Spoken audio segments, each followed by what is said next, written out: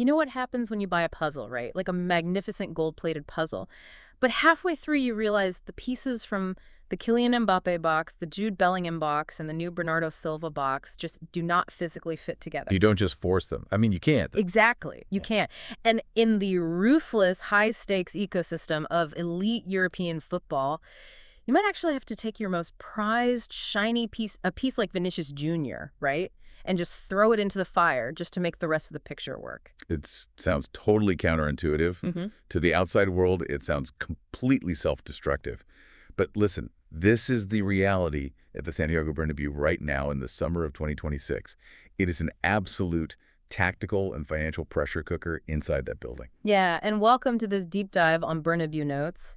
Today, we are stripping away the PR statements. We are ignoring the sanitized press conferences. We've got the internal view of exactly what's going down. Our mission here is to completely unravel this massive high-stakes domino effect playing out at Real Madrid. And it is massive. Every single move is connected. Right. We're going to dive into Jose Mourinho's master plan now that he's officially back in the building. We're looking at a midfield that is so congested, it's literally choking the life out of La Fabrica, the youth academy. Plus, we're going to break down that shockingly real internal scenario where Vinicius Jr. actually gets sold.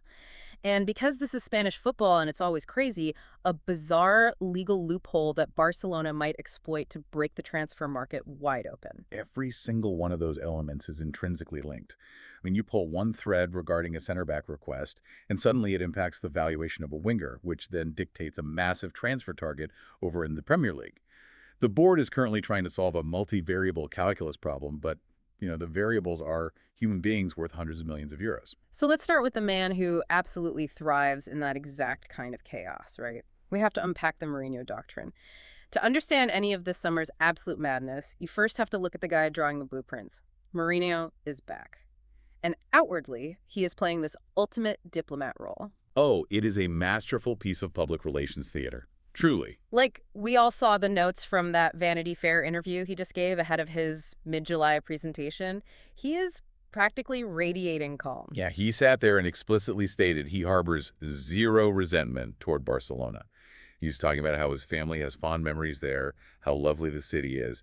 He is intentionally disarming the media, right? They expected him to arrive throwing grenades at Catalonia. But he paired all that sweetness with a very deliberate, very calculated tactical reminder. He made sure to point out that his 2011-2012 Real Madrid team scored 121 goals in La Liga. Exactly. He is actively challenging this historical narrative that he's just some purely defensive park-the-bus coach. He's setting the terms of his legacy before a ball is even kicked in training. It's like he's saying, don't put me in a box. Right. By bringing up those 121 goals, he's telling the fan base, and honestly, more importantly, he's telling Florentino Perez and the board, I engineered the most lethal, fast-twitch, counterattacking force Spanish football has ever seen. Do not label me a defensive dinosaur. And when they asked him about Mbappé, he played it just as cool. He said he isn't there to criticize, just to listen, analyze, and help Mbappé reach an even higher level. But what we know internally paints a wildly different picture of what's happening behind closed doors at Valdebebas. Oh, completely different. Internally, the honeymoon is already over. Mourinho is already making absolute non-negotiable demands. And the biggest one is this obsession with the left-footed center back. He desperately wants someone like Piero Hincapié or Alessandro Bastoni. He is pushing hard, but the club is pushing back even harder. Well, yeah, because the club is telling him no. The defense is currently experiencing a severe overbooking. Just look at the depth chart right now. You've got Antonio Rudiger, Eder Militao, Dean Huyson, the newly signed Ibrahima Konate, and Raul Asensio. It's packed. It's totally packed. The club's internal rule right now is written in stone. Asensio must be sold before Mourinho gets a new defender. They flat out refuse to bloat the wage bill for this one specialized request. Look, it's like demanding a brand new, custom-made armchair when your living room is already packed with 5 massive sofas. I mean, where are you going to put it? But let me challenge this demand for a second. If you're listening to this and wondering why the specific foot matters so much, is Mourinho's obsession with a left-footed center back a genuine, absolute tactical necessity? Or is this just classic Jose testing the board's loyalty right out of the gate? It's a bit of both, honestly. Tactically, it completely changes the geometry of how a team builds out from the back. Look, when you have a right-footed player on the left side of central defense, Their natural body orientation faces them back toward the center of the pitch, right? Yeah. So when high-pressing teams close them down, that player has to take an extra touch, open their hips, and completely adjust their body weight just to make a pass down the left touchline. But a left-footed center back, they already have their body open to the entire left side of the field. So it's about speed of play. Exactly. In the modern game, where literally fractions of a second matter against a high press, that left foot zipping a first-time pass through the lines to launch MBAPPÉ or Bernardo Silva, that is a lethal weapon. Okay, so the tactical argument definitely holds water. It holds water, sure. But do not discount the psychological aspect here. Mourinho is probing the perimeter fences. He is testing the limits. He wants to see if the board will bend their own financial rules for him. Right, if they blink first. Exactly. If they agree to sell Asensio quickly, maybe at a suboptimal price, just to appease him and buy Hincapi, Mourinho immediately knows he holds the leverage in the building. It is a massive power play disguised as a tactical necessity. It's wild. It seems like the only place on the entire pitch where there isn't a raging fire or some intense power struggle is in goal. What we know internally is there's total calm there. Total calm. Thibaut Courtois is completely trusted on a year-to-year basis until at least 2027. Andre Lunin is happily secured as the backup, and they have those highly rated youth prospects, Fran Gonzalez and Javi Navarro, just waiting in the wings. Yeah, it's an oasis of tranquility, but man, as soon as you step out of the penalty box and into the midfield, that oasis completely evaporates into an absolute traffic jam. It is the epicenter of Madrid's entire summer transfer strategy right now. The midfield is a powder keg. Let's run down the names. The current midfield is stacked with 6 elite players fighting for very limited spots. You have Fede Valverde, Jude Bellingham, the new arrival Bernardo Silva, Aurelien Tchouameni, Eduardo Camavinga, and Arda Güler. That is a terrifyingly complete unit. I mean, you have defensive anchors, relentless box-to-box engines, and pure creative playmakers. Any other club on earth would look at that rotation and consider their midfield sorted for the next 5 years. They'd throw away the key. Any other club, Yeah. but not Real Madrid, and certainly not with Mourinho, because he wants a new Galactico. We know Madrid initially looked at Michael Leese, but Bayern Munich demanded a world record 222 million euros. Which is just absurd. That slammed the door shut immediately. Right. So Madrid has pivoted to Chelsea's Enzo Fernandez.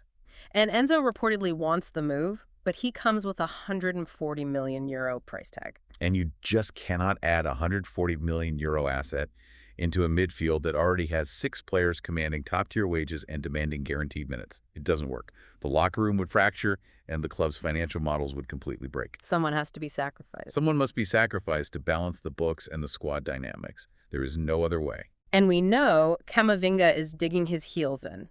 He is absolutely insisting he is staying to fight for his place. That leaves the spotlight glaring directly at Tchouameni, who happens to have a very strong market in the Premier League, particularly with Manchester United. But let me push back on the club's logic here for a second. Go for it. Because if you're listening to this and thinking, wait, didn't Madrid just dominate with this core? Why fix what isn't broken? They have 6 world-class midfielders. Why on earth is their solution to sell a young foundational anchor like Tchouameni just to spend 140 million on Enzo Fernandez? I mean, is Enzo actually that much of a tactical upgrade, or is this just the club's addiction to collecting shiny new objects at the expense of stability? It's a fair question, but the profiles of the two players dictate the answer here. Look, Tchouameni is the ultimate shield. He provides immense tactical discipline, he breaks up play, and he covers all those massive spaces left by the advancing fullbacks. Right, he's the destroyer. Yes. Enzo Fernandez, however, is a tempo dictator. He is a metronome. Mourinho might be evaluating this current squad, looking at the sheer, overwhelming athleticism of Valverde and the vertical driving power of Bellingham, and deciding that what the midfield actually lacks is a conductor. Someone to just grab the game by the scruff of the neck and slow it down. Exactly. Yeah. Someone who can put their foot on the ball, slow the chaotic game down, and orchestrate possession when they are under intense pressure. But even if we accept that tactical argument, the collateral damage of hoarding all this midfield talent is just immense. Particularly for La Fábrica, Madrid's youth academy, this congestion is rippling all the way down. It's choking the pathway to the first team. Because Bernardo Silva arrived and took up yet another spot, we know highly touted prospect Nico Paz has basically thrown his hands up. He's asked to stay on his Erasmus loan in Italy with Como until 2027. Madrid holds a 10 million euro buyback on him, but he sees the logjam. He's not stupid. No, it operates like a clogged supply chain. The Academy factory is producing these premium, elite goods, but the warehouse in the first team is completely full. Nico Paz looks at the bench, sees Arda Güler struggling for minutes, and rightly concludes his own development would stall if he went back to Madrid. And he is not an isolated case. Chema Andres is staying in the Bundesliga with Stuttgart. Jacobo Ramon is remaining in Italy. And this is where it gets predatory. The manager of Como, Cesc Fabregas, is actively trying to exploit this exact supply chain issue. He smells blood in the water. Yeah, he is trying to raid the Madrid youth ranks right now. He's targeting Gonzalo, Cesar Palacios, and Fortea. Fabregas is looking at Madrid's structural reality. When a club commits this heavily to a galactical model in the midfield, the youth academy transforms. It literally stops being a pathway to the first team and becomes a pure revenue-generating holding facility. They just farm him out. Yeah, exactly. Madrid develops these kids, loans them to Italy or Germany to prove their market value, and then sells them for pure profit to fund the next 140 million euro signing. Fabregas knows these kids are desperate to play, and he is just opening the exit door for them. It is an incredibly ruthless business model. But let's follow the money here. Because if Madrid buys Enzo Fernandez for 140 million euros, plus his massive wages, selling Tchouaméni to Manchester United for maybe 80 or 90 million still leaves a huge financial gap. A massive gap. Right. And they still have to balance the tactical map up front, too. Which brings us to the most explosive internal development we're tracking right now. This is the realization that is quietly sending absolute shockwaves through the highest levels of the club's hierarchy. Yeah. What we know is that Real Madrid is beginning to view the departure of Vinicius Jr. this summer as a very, very real possibility. It alters the entire landscape of European football. I have to stop and unpack this because this is insane. We are talking about potentially pushing out the face of the franchise. A generational talent. A guy who has literally won them Champions League titles just because the tactical puzzle pieces are a bit tight and they want to fund another midfielder. I know it sounds crazy, but we have to separate the emotion from the arithmetic here. Look at the contract situation first. Vinicius's contract renewal has been completely stalled for 18 months. Total gridlock. 18 months? Yes, his current deal expires in 2027. Real Madrid operates on a very strict, unforgiving internal policy. You do not allow an asset worth 200 million euros to enter the final year of their contract. Period. The club is terrified of losing him for free in 2027. So it's a leverage play. Absolutely. If he will not sign on their financial terms right now, their leverage dictates they must sell him while his market value is at its absolute peak. Okay, that explains the financial fear, but what about the pitch? How on earth do Mourinho and Perez justify weakening the attack by losing Vinny? Because tactically, they argue it might actually balance the attack. The internal view is that the pairing of Vinicius and MBAPPÉ has not perfectly clicked. But explain the mechanism of that clash for me. Why aren't two of the fastest, most skilled players in the world just devastating every defense they face together? Picture the attacking third of the pitch. The absolutely critical area is the left half space, that vertical corridor right between the wide wing and the center of the penalty box. Right, the danger zone. Exactly. Both Vinicius and MBAPPÉ are structurally hardwired to receive the ball out wide, isolate their defender one-on-one, and slash aggressively into that exact 15-yard patch of grass to create a shooting angle. If they both naturally drift into that same zone, they compress the defense for the opposition. But they're doing the defense's job for them. Exactly. They're effectively bringing two sets of defenders into the same operating space, suffocating each other. There isn't enough grass for both of them to do what they do best. So selling Vinicius is being floated internally as this massive silver bullet dual solution? Precisely. First, it instantly generates an astronomical fee. We're talking a massive war chest that fully funds Enzo Fernandez or literally anyone else without even coming close to triggering financial fair play sanctions. And tactically. Second, it instantly solves the positional clash. You clear the left wing entirely, allowing MBAPPÉ to be the undisputed focal point on that flank, and you restore asymmetrical balance to the entire attacking structure. Wow. It is just cold, calculating arithmetic. You trade your world-class left winger to fix your midfield supply lines and optimize your new striker. It's literally treating human beings like assets on a spreadsheet. And at this elite echelon of the sport, that is exactly what they are. If Mourinho and the board look at the tactical board and the balance sheet and decide that sacrificing their most dynamic, beloved piece is the only way to optimize the whole machine, they will execute it without hesitation. Man, Well, while Madrid contemplates sacrificing a star to fix their puzzle, let's look at their fiercest rivals, because Barcelona is watching this absolute arms race from Catalonia with effectively empty pockets. They are desperate to keep up. They are attempting to build their own super attack, but they can't just drop 140 million euros on a whim like Madrid. So what we're seeing is a legal strategy they're preparing that is so aggressive, so controversial, it could fundamentally break the modern transfer market. Yeah, this takes us straight out of tactical analysis and right into the realm of hostile legal warfare. Barcelona is desperately pursuing Julian Alvarez.